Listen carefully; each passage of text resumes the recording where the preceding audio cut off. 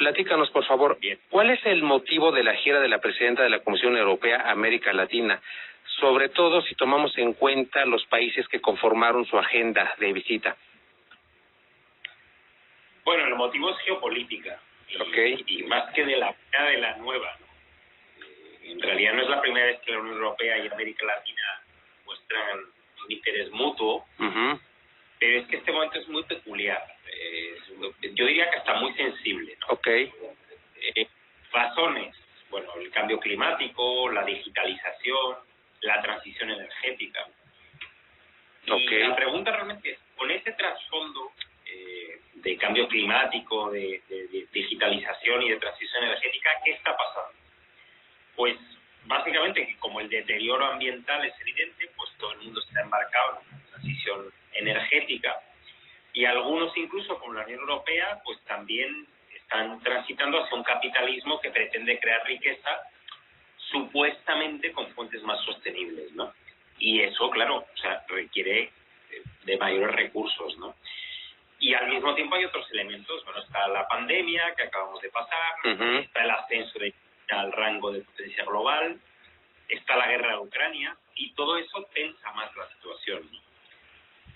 Y bueno, ya tú me dirás, bueno, ¿y qué tiene que ver todo esto con la visita de Ursula von der Leyen? Yo creo que mucho.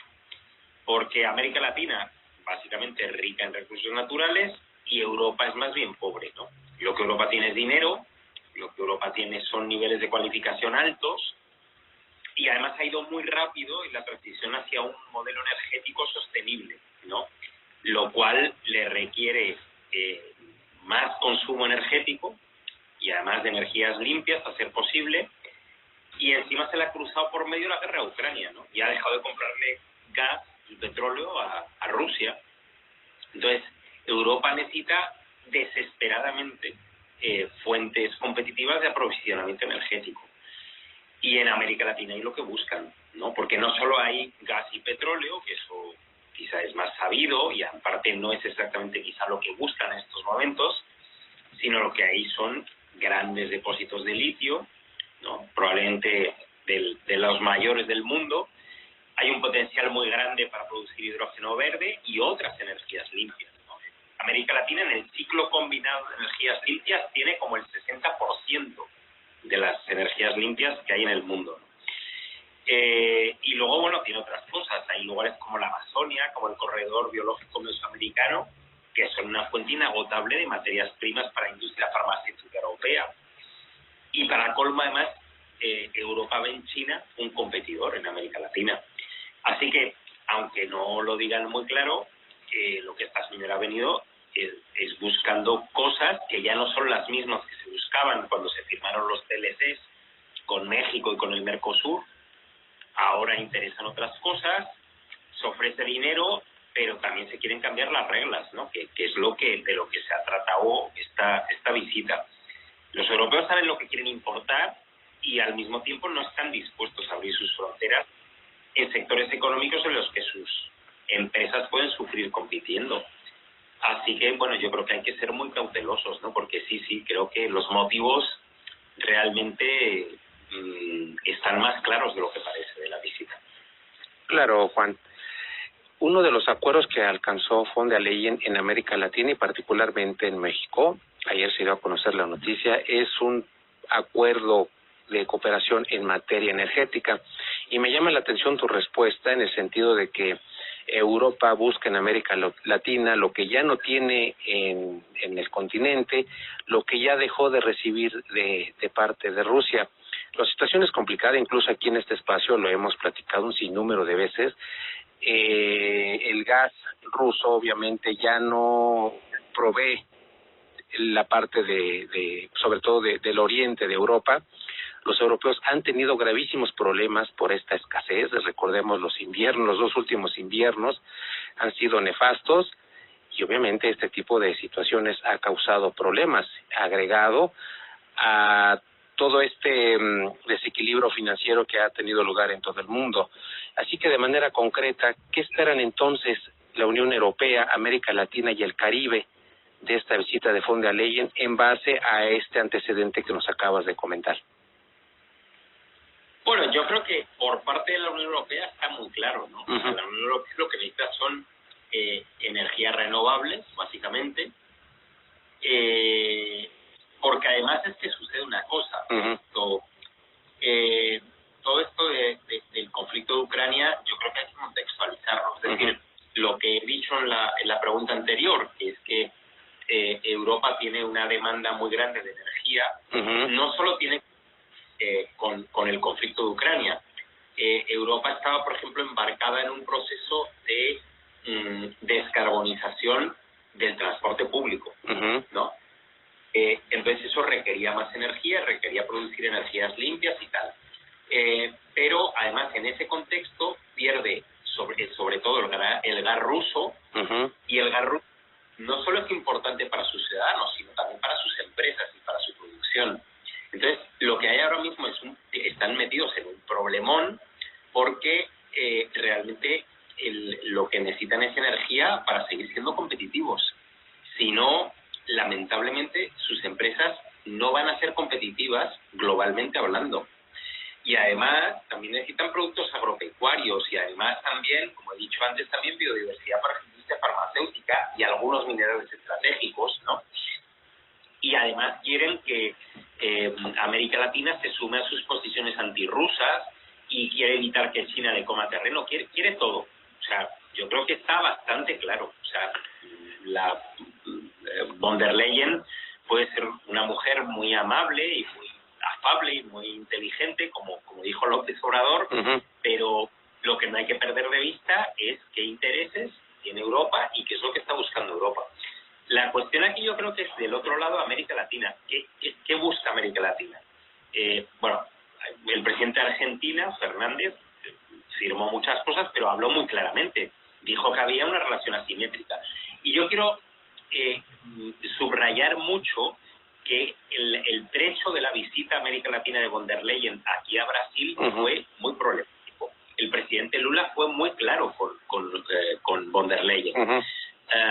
Porque lo que se estaba pretendiendo era reescribir lo ya negociado del Tratado de Libre Comercio, todavía, o sea, aprobado pero no ejecutado todavía con Mercosur, y reescribirlo en términos de encontrar, por ejemplo, la secuencia genética de productos naturales de aquí de Brasil.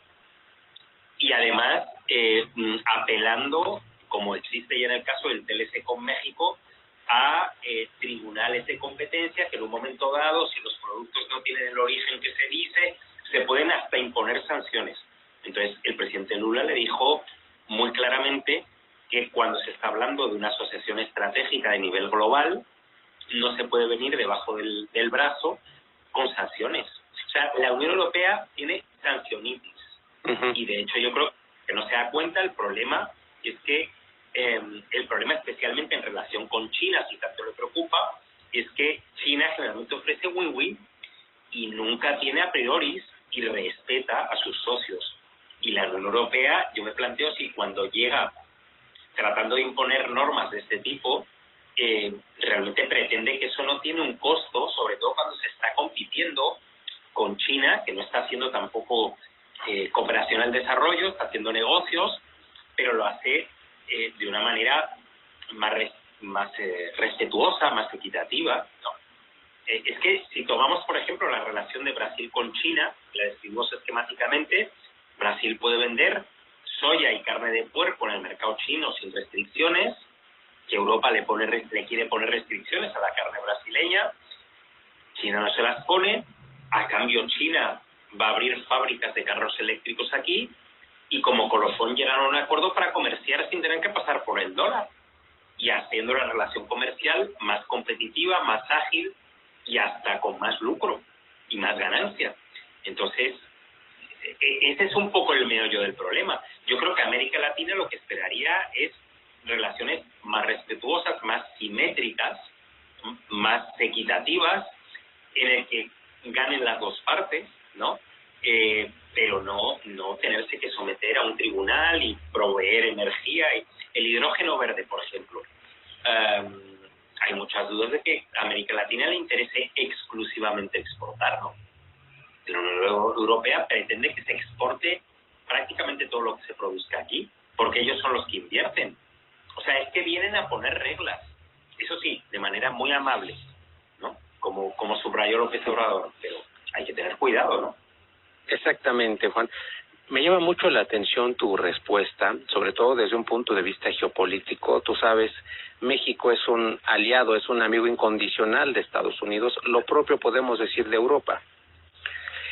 China y Rusia ya han visitado algunos países de América Latina, sobre todo los que han sido tradicionalmente enemigos de Estados Unidos, como es el caso de Venezuela y Cuba.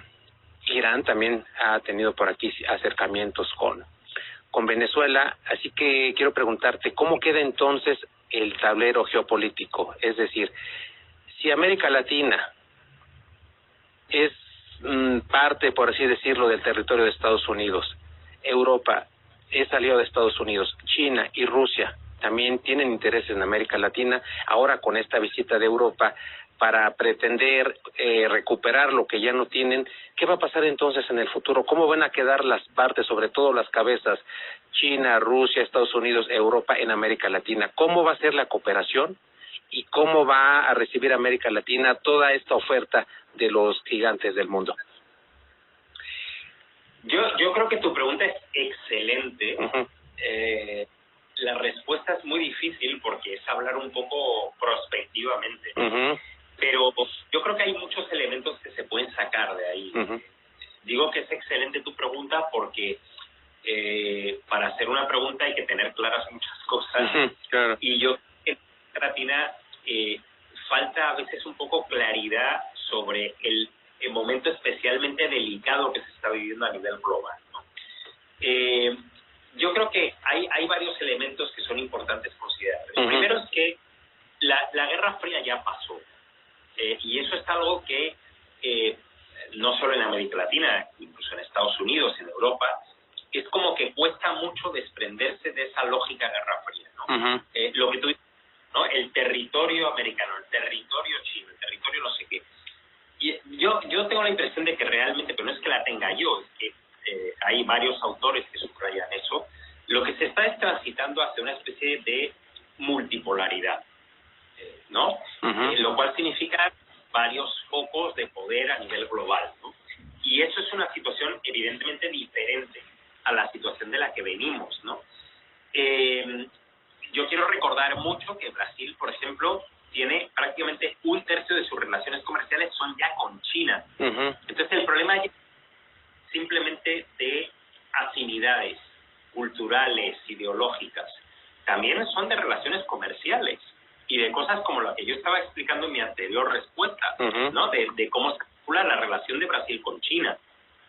Incluso el gobierno anterior de Brasil, que era un gobierno más conservador, por decirlo de una manera amable, no tuvo una relación tan rupturista con China, vamos a decirlo de esa manera, porque ya hay unos intereses objetivos que están ahí marcados, ¿no? Pero es que eso ocurre en casi toda América Latina, la presencia de China es cada vez mayor. Eso es un poco a lo que le teme la Unión Europea. Sí. Y al mismo tiempo yo quisiera decir, por ejemplo, Rusia de momento en América Latina tiene un papel bastante limitado. Sí. Realmente no se compara con China, puede ser complementario, tiene inversiones interesantes, por ejemplo, en Bolivia, ¿no? Pero no digamos que no es un inversor relevante. Realmente yo creo que los grandes actores externos en este momento son China, Estados Unidos y Rusia. Y el kit de la cuestión es que ya no hay territorios como había antes, ¿no? Y que en realidad todo se dirime en el terreno de la competencia. Y el problema es que justamente lo que yo estaba señalando en relación a Europa, Europa está actuando como si pudiera imponer sus reglas. Y el problema de lo que no se da cuenta es que China, buscando su propio interés, pero ofrece otras cosas, generalmente ofrece más win-win, ¿no? Y realmente en muchos países latinoamericanos al final se hacen cuentas y hay veces que interesan más relacionarse con China. Pero no solo con China, hay otros actores del sur global. Por ejemplo, Brasil tiene también o mantiene unas relaciones crecientes con varios países de África, ¿no? Es decir, que Las relaciones sur-sur están siendo cada vez más importantes con India, por ejemplo, ¿no? Con algunos otros países asiáticos, con Corea del Sur, con Japón, también tienen presencia en América Latina. Es decir, que lo que estamos asistiendo es a una multipolarización de las relaciones comerciales y políticas internacionales, y que lo que da la impresión es que hay algunos actores que se adaptan muy mal a esa nueva situación, porque no hay nada de perverso, ni de conspirativo, ni de terrorista, ni de nada por el estilo. Cada quien busca lo mejor para su país, y hay veces que simplemente el comerciar con un sitio o con otro implica mayores o menores ganancias. Por ejemplo, comerciar en dólares no es que cuando Brasil pretende comerciar en yuanes y no en dólares tenga algo contra Estados Unidos, es que le sale más caro tener que pasar por el dólar. Claro. Simplemente, ¿no? Es una lógica económica, nada más, ¿no? Y eso es lo que yo creo que cuesta mucho que se termine de entender. ¿Por qué? Porque todo se califica con la lógica de la Guerra Fría, casi se piensa, no sé, en Rusia como si fuera comunista, en no sé qué tal. No, vivimos otro mundo, otra realidad, y yo creo que en América Latina haríamos muy bien también en terminar también nosotros de entenderlo, ¿no? Exactamente, Juan. Hay muchas afinidades culturales e ideológicas en muchas partes del mundo. Es el caso también del presidente López Obrador, que no ha viajado al exterior, y las pocas veces que lo ha hecho fue a Estados Unidos, porque pues ahí tiene que ir. Pero en sus otros viajes ha visitado países con afinidades culturales e ideológicas. Es el caso de Cuba. Ha venido también el presidente Díaz-Canel varias veces a México, pero bueno, eso es otra cosa, ese es otro paquete, las realidades son otras. Creo que deberíamos entender y madurar esa parte de que los tiempos ya no son los de hace 30 o 40 años, y la ideología y una afinidad cultural ya no debe imponer la agenda de ningún país, definitivamente. Tenemos que ser más conscientes de la realidad y ver perspectivas más precisas y objetivas. Gracias, Juan. Te paso a Diego para que te haga una pregunta. ¿Qué tal, Juan? Por supuesto. ¿Qué tal, Diego? Buenas tardes. Quería preguntarte, en el caso concreto de México, o sea, el último país de la gira, ¿qué podemos esperar de este acercamiento con la Unión Europea? Bueno, México, el caso de México se parece un poco al de Chile, pero es muy diferente del Mercosur, aunque solo en algunos aspectos, ¿no? En relación a la gira de von der Leyen, ¿no? Porque tanto México como Mercosur tienen TLCs firmados con la Unión Europea. En el caso de México fue firmado, aprobado y ratificado y luego renovado, inclusive en 2018. Y en el caso de Mercosur solo fue aprobado, pero nunca fue ratificado, ¿no? Ha sido negociado para ver si se termina de ratificar, pero parece que eso es complicado. Pero en realidad lo que une a los dos casos es que la visita de von der Leyen ha sido para intentar pues un poco reescribir lo ya acordado. Es un poco peculiar, ¿no? En el caso de Mercosur, porque todavía no se ha firmado, pero me dirás, ¿y en el caso de México qué? Porque en el caso de México ya se firmó, ¿no? Sí, pero hay una pretensión de redefinir ulteriormente las reglas, un poco en el sentido que veníamos hablando ahora mismo en la entrevista, pero se pretende hacer un poco por la puerta de atrás. ¿Cómo por la puerta de atrás? Bueno, esa puerta de atrás se llama Global Gateway, ¿no? Y está muy en el contexto de lo que estamos hablando, o sea, digamos como puerta o acceso global, ¿no? Y esa es el nombre de una iniciativa de la Unión Europea que pretende, en la práctica, competir con la iniciativa china de la Franja y de la Ruta, ¿no? Y claro, quieren contar con México en esa iniciativa, y a través de ahí, indirectamente, quieren un poco también lo mismo, reescribir las reglas. Lo cual también denota, más allá de cualquier otra cosa, es que le tienen terror a China. Tienen terror justamente porque, bueno, yo creo que ahí también hay mucho un sobredimensionamiento, ¿no? De que China tiene dinero, bueno, la Unión Europea también tiene dinero, ¿no? Es muy eficiente, es muy tal, sí, pero es que lo que China ofrece es win-win, generalmente, ¿no? Hay ganancia, y con la Unión Europea está más por ver, ¿no? Y yo creo que pues se están dando cuenta que la presencia de China en México es cada vez mayor, las inversiones son cada vez más importantes, por cierto, en energía y en infraestructuras, que son los terrenos que le interesan a la Unión Europea de México, y además China está tomando posiciones también en Centroamérica. O sea, acaba de restablecer relaciones diplomáticas con Honduras, pero la mayor parte de los países centroamericanos reconocían hasta hace poco a Taiwán y ya reconocen a China, Panamá, Nicaragua, El Salvador y ahora Honduras, ¿no? Y saben que China es muy generosa, y yo creo que ese es el miedo real que hay detrás, ¿no? Y ese es el motivo real de la visita, el reescribir las reglas, pero reescribir las reglas incorporando a México al Global Gateway, que es la competencia de la franja y de la ruta. Es todo lo mismo, con una gran sonrisa, eso sí, ¿no?